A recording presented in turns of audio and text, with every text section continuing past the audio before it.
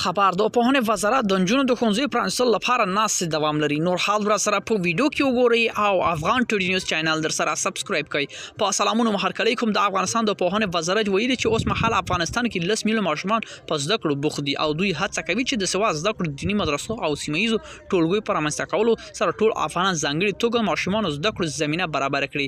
یاد وزارت بیان عزیز احمد ریان له فارسي اژانس سره په تازه مرکه کې زیاته کړې ده چې د نجونو ټول ښوونځیو د پرانیستلو لپاره ناستې دوام لري او هڅه کوي چې لري پرتو سیمو کې هم دینی مدرسو جوړې کړي او هیڅ افغان ماشوم له زده کړو محروم نشي.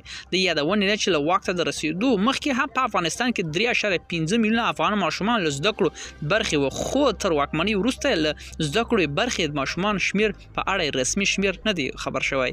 ملګرو دا و زموږ چمتو شوی ویډیو که تاسو دې ویډیو په اړه کوم نظر پیشنهاد لرئ موږ سره په کومنټونو کې شریک کړئ او د لا خپل ویډیوګان لپاره لمونږ سره پاتې شئ. تر بیا ښه چاره.